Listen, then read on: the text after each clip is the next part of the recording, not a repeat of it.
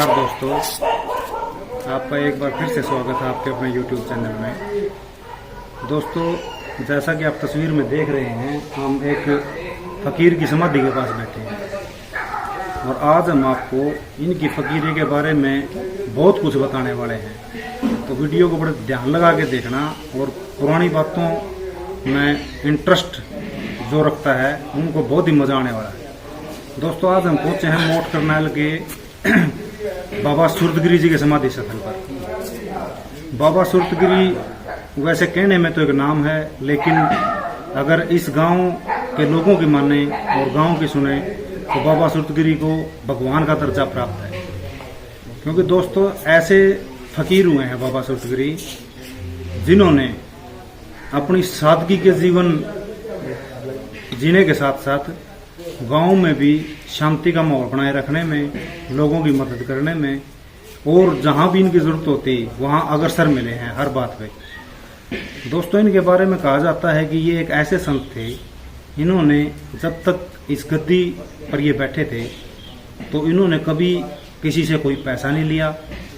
सिर्फ अपने खाने के लिए एक दो घर में जाते थे भिक्षा मांगने के लिए, उन्हीं से इनका गुजर बसर हो जाता था। लेकिन कभी भी पैसे के नाम की बात आती थी तो इन्होंने कभी भी किसी से 1 रुपया भी नहीं लिया। और 1 रुपया भी ना लेते हुए भी इस गांव के लोग हरिद्वार में जाते हैं तो वो बताते हैं भाई वहाँ एक अखाड़े में बाबा जी ने इस गांव के नाम से कमरा बनवाया हुआ है। तो वो पैसे कहाँ से आते थे? तो इनकी शक्ति का ही कोई ऐसा स्वरूप था जिनके कारण इनको भगवान का दर्जा प्राप्त है। इनकी कहावतों के अनेक किस्से गाँव में सुनने को मिलते हैं। एक किस्सा छोटा सा मैं आपको बताना भी चाहता हूँ। एक पड़ोस के गांव में संत हुआ करते थे और आपस में भंडारा लगाते थे।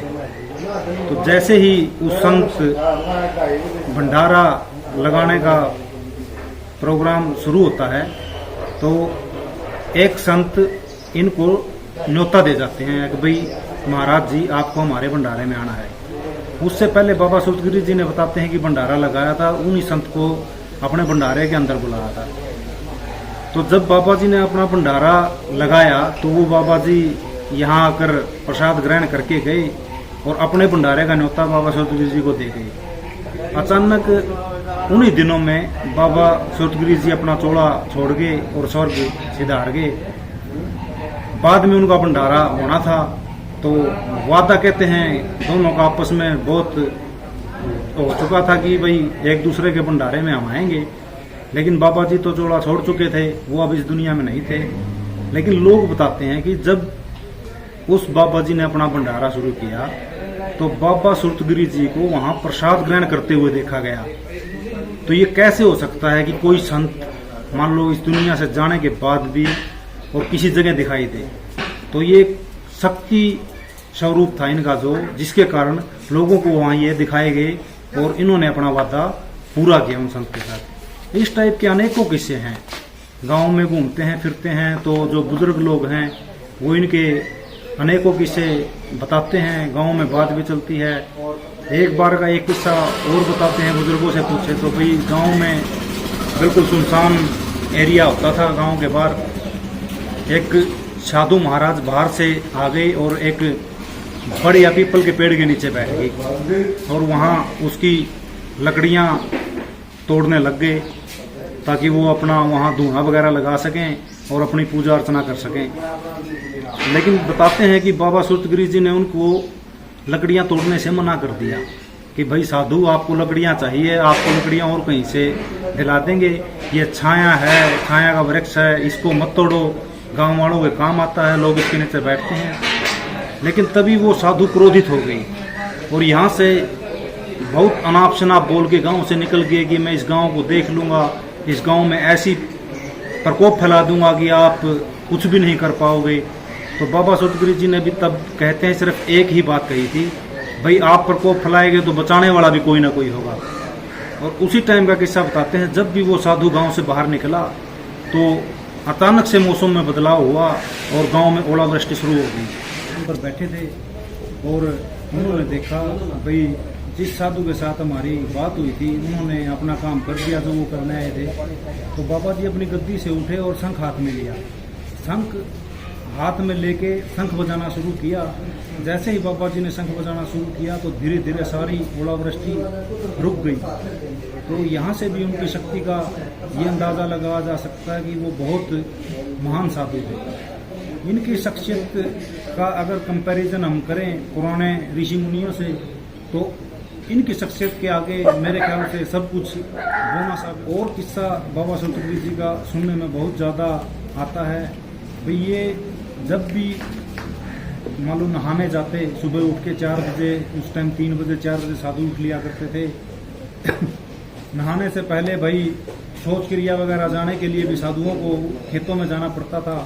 तो ऐसा बताते हैं कि भी आज तक बाबा सूरजगिरी जी किसी भी व्यक्ति ने, गांव के व्यक्ति ने, बाहर के व्यक्ति ने, या कहीं से भी, मान लो दुनिया का कोई भी ऐसा प्राणी आज तक सामने नहीं आया है जिसने ये कहा हो कि भाई मैंने बाबा जी को शौच जाते हुए देखा।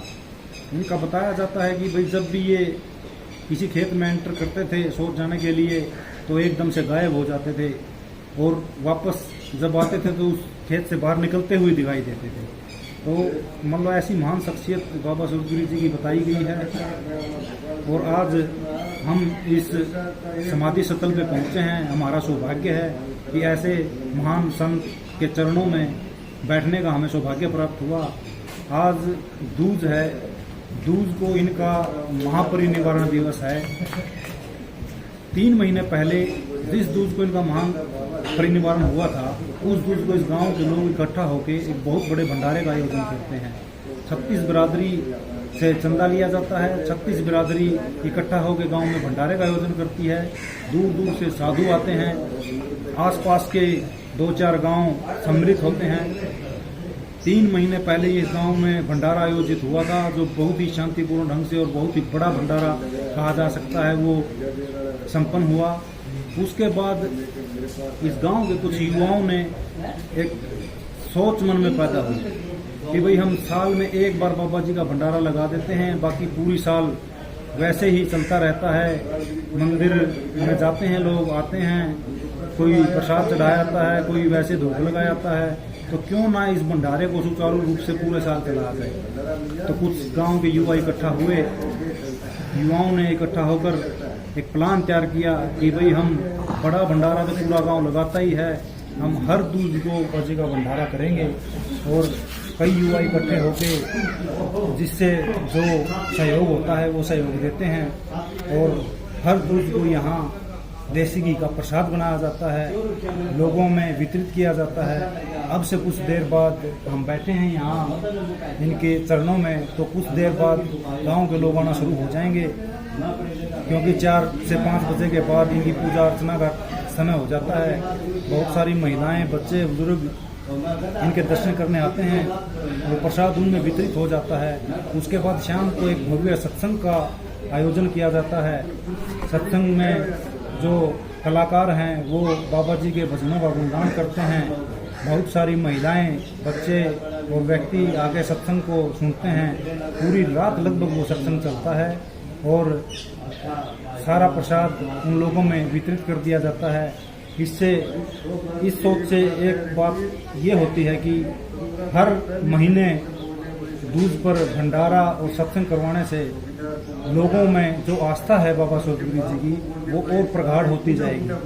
और इससे एक और फर्क पड़ता है। मैं इन युवाओं को धन्यवाद देना चाहूँगा जिन्होंने ये पहल की है कि भाई जो युवा आज का समाज जो पथ से भटक रहा था, जो बाबा जी की भक्ति से भटक रहा था, वो वापस बाबा जी के चरणों में आना शुरू हो जाएगा और इनमें आस्था दोबारा से उनकी स्टार्ट हो जाएगी।